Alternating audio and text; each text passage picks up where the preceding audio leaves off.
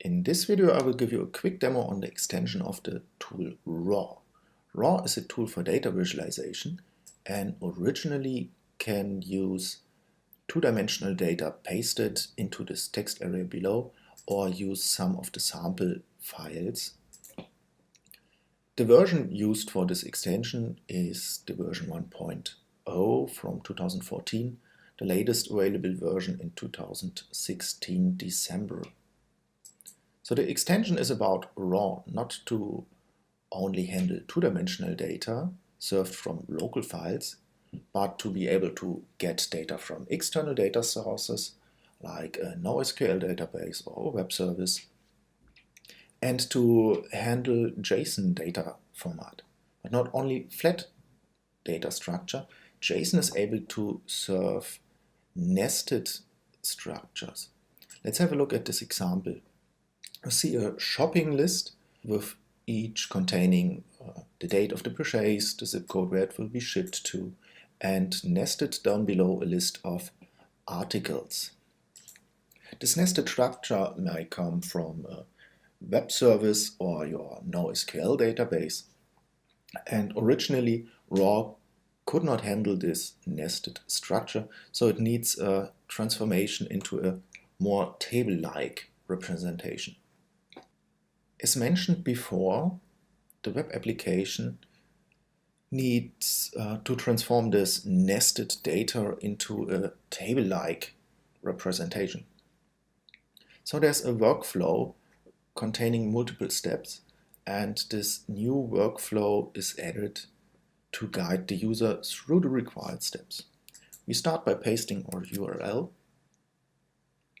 load this data, and now we need to select what fields from this nested objects we want to use.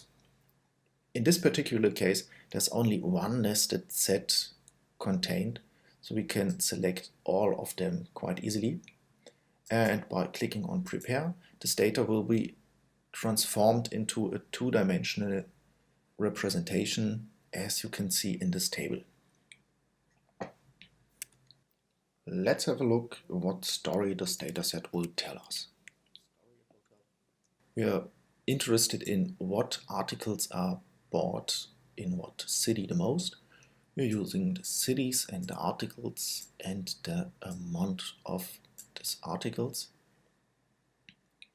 And so we see in Frankfurt there were vouchers, boots, Model C, and pullovers bought the most, and in Berlin, for example, they were interested in boots of Model A the most.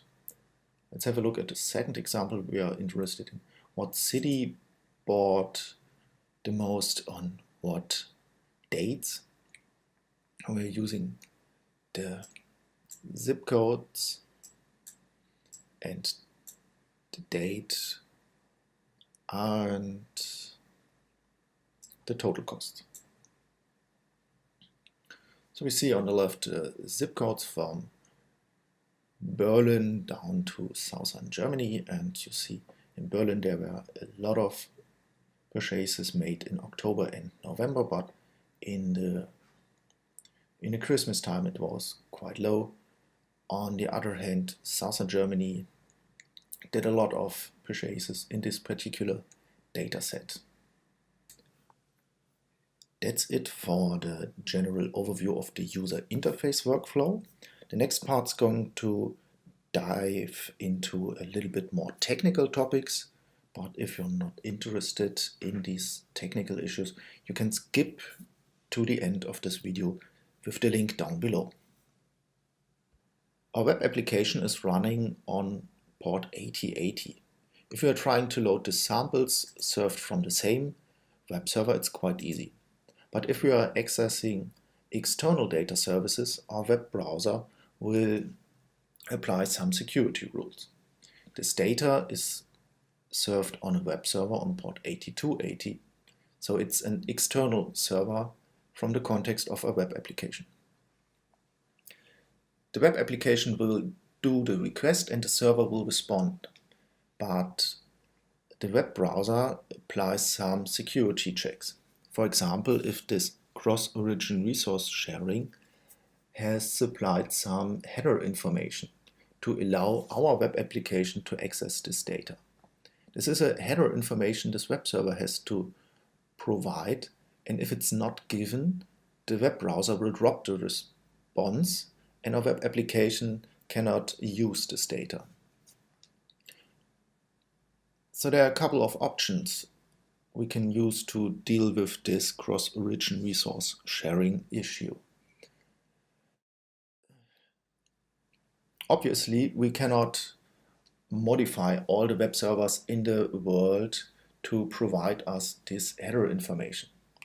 There is an option to install a add-on to your web browser which will disable this security check. And the third option is to use a proxy server that will add the required header information. So we are using this external data source, get into our application, and when we are trying to load this data, it will be passed to the proxy server. This proxy server does a request to the data service. It gets the response. Now the proxy server adds the required header information and our web application can handle with the data.